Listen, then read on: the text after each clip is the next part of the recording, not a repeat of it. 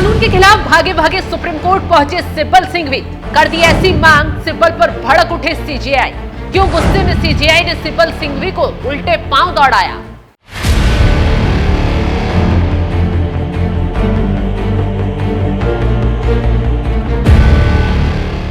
नमस्कार, आप देख रहे हैं एनएमएफ न्यूज में आपके साथ शबनम। राष्ट्रपति की मंजूरी के बाद जैसे ही वक्फ संशोधन विधेयक कानून बना, विरोधियों का मानो कलेजा ही छलनी हो गया। कुछ कट्टरपंथी मुस्लिमों के साथ साथ कांग्रेस से लेकर सपा बसपा समेत तमाम विपक्षी दल बिल के खिलाफ चिल्लाते नजर आए। मुसलमानों के मसीहाबंद सड़कों पर मोदी सरकार के खिलाफ माहौल बनाते नजर आए।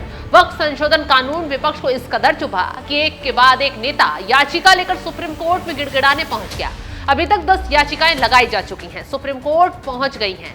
लेकिन इसी बीच इन अर्जियों पर तत्काल सुनवाई करने की मांग सीनियर वकील कपिल सिब्बल और अभिषेक मनु सिंघवी ने अदालत से उठाई। इस तरह कपिल सिब्बल और अभिषेक मनु सिंघवी कोर्ट में गिड़गिड़ाने लगे जैसे कानून से कोई तबाही आ गई हो। लेकिन इसी बीच चीफ जस्टिस ने जो कुछ कहा, कपिल सिब्बल और सिंघवी उल्टे पांव कोर्ट से दौड़ पड़े। चीफ जस्टिस संजीव खन्ना की बेंच ने सिब्बल और सिंघवी को कानून का पाठ पढ़ाते हुए साफ शब्दों में कहा, अदालत में केसों की लिस्टिंग की एक मजबूत व्यवस्था है। इस तरह मौखिक तौर पर नहीं कहा जा सकता कि आप इस केस की तत्काल सुनवाई करें।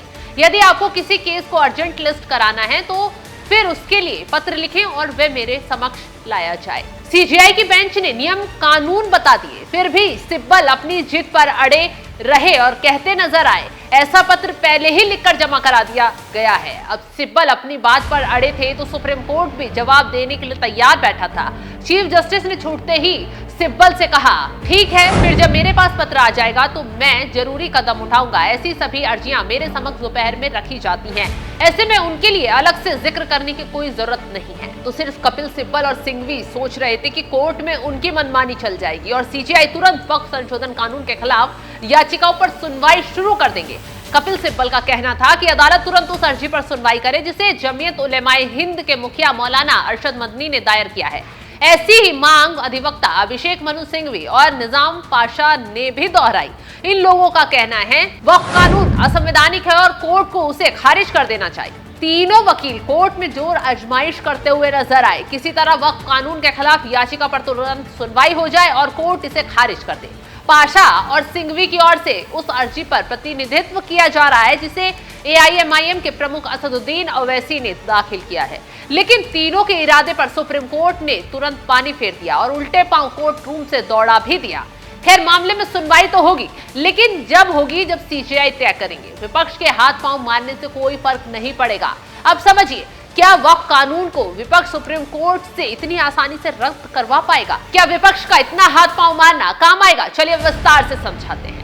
इस सीधे सवाल का जवाब एकदम सीधा है। बिल्कुल, सुप्रीम कोर्ट वक्फ कानून को रद्द कर सकता है। सुप्रीम कोर्ट के पास ये ताकत होती है। लेकिन समझने वाली बात तो ये है कि ऐसी स्थिति तब बनेगी जब ये साबित हो जाए कि संविधान को चुनौती दी गई है। भारत के संविधान को कोई कानून चैलेंज कर रहा है। अगर ये साबित हो जाए इस कानून की वजह से संविधान के बेसिक स्ट्रक्चर को चुनौती दी जा रही है, सर्वोच्च अदालत जरूर हस्तक्षेप भी करेगी और कानून रद्द भी कर सकती है। अब विपक्ष के सामने सबसे बड़ी चुनौती तो इसी बात की है, कैसे साबित करें कि वक्फ कानून संविधान को चैलेंज करता है। असल में विपक्ष की याचिका का आधार संविधान का अनुच्छेद 32 है। ऐसा भी इसलिए क्योंकि अनुच्छेद 32 कहता है कि अगर किसी नागरिक के मौलिक अधिकारों का हनन होगा, उस स्थिति में वो सुप्रीम कोर्ट का रुख कर सकता है, वो वहां से राहत पा सकता है। अनुच्छेद 32 ही सुप्रीम कोर्ट को ताकत देता है कि वो किसी के मौलिक अधिकार की रक्षा करने के लिए आदेश जारी करे, निर्देश दे। अब वक्फ कानून को लेकर विपक्ष के तर्क समझते हैं। विपक्ष का पहला तर्क तो ये है कि कानून मुस्लिम लोगों के धार्मिक स्वतंत्रता का उल्लंघन करता है।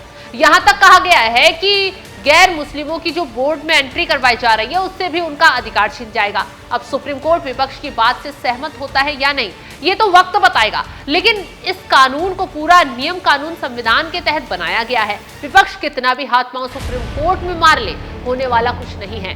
विपक्ष को कुछ उसी तरह इस केस में मुंह की खानी पड़ सकती है जैसे सीए एनआरसी का केस हो या फिर जम्मू कश्मीर से अनुच्छेद 370 को हटाने के केस में मुंह की खानी पड़ी थी।